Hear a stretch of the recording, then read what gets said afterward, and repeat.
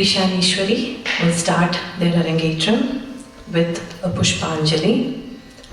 Pushp means flowers and Anjali stands for offering. Pushpanjali is a traditional invocatory prayer dance whereby the dancers seek the blessings of the deities, their guru, the audiences, Lord Ganesha, who is known as the remover of all obstacles, and pray for a successful performance. Today's Pushpanjali is a popular composition of Sri Balamurali Krishna, who is a legendary composer. In Arabi Ragam, the Ragam means the melody, and Thalam is the rhythm cycle. It's an 8-beat rhythm cycle called as Adi Thalam. Pushpanjali.